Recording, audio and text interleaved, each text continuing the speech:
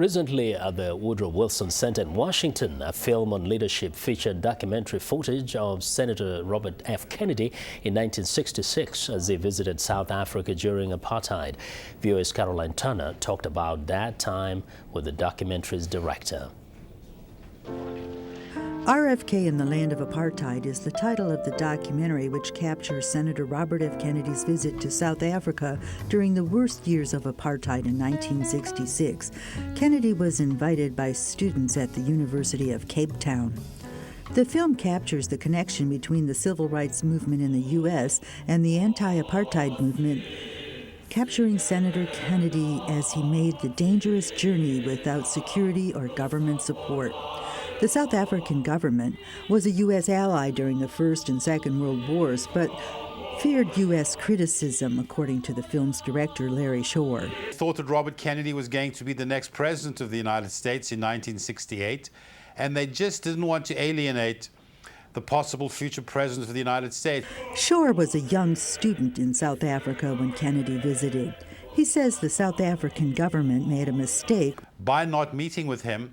It gave his trip much more power and credibility in the minds of the very people that the South African government didn't want to hear him.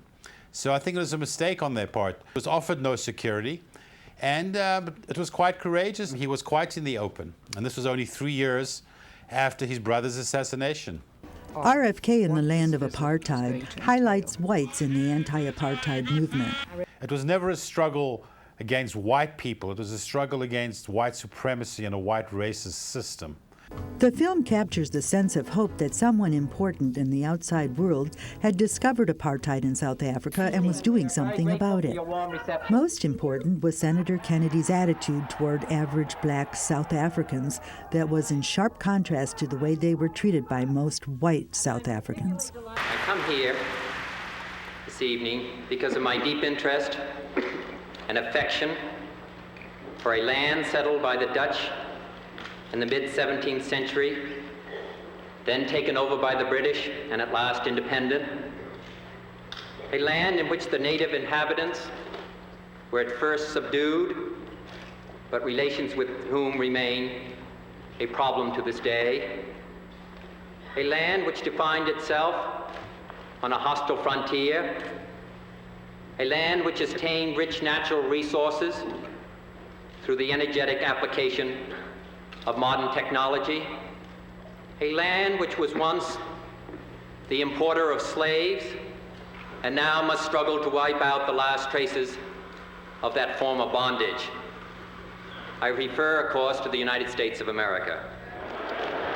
John Daniels was the National Union of South African Students Vice President at the time. It's this very clever introduction where he says, I come from a country, etc., and you think he's talking about South Africa. And you think, goodness, this is really bold stuff. And he says, of course, I'm referring to the United States of America. And so he was saying there are parallels in the historic experiences of dealing with race and race issues.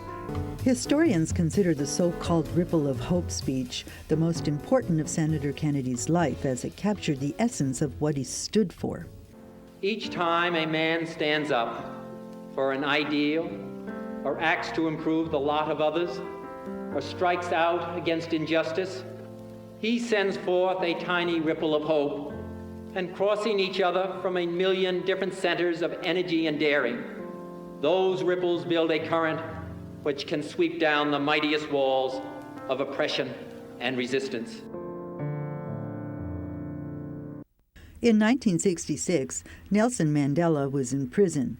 Other opposition leaders were in exile. Senator Kennedy's visit to the band chief Albert Luthuli, who was president of the ANC and a Nobel Prize winner, captured world attention and gave people hope. Robert Kennedy just chose to go and visit him. He didn't ask permission. He was in Durban. They rented a helicopter and off he went. That gave enormous visibility to the ANC. The African National Congress, Nelson Mandela's party, at a time when they were completely crushed down. So Robert Kennedy meeting with him and giving him the kind of visibility, and at a time when it was very, very difficult for them. Kennedy's visit gave a person like myself great hope. It was as if somewhere you'd seen the light at the end of the tunnel. The new South Africa, I can't even express it. My father didn't drink, so they wouldn't toast with the champagne, they would toast with water. South Africa that would someday be free. Carolyn Turner, VOA News.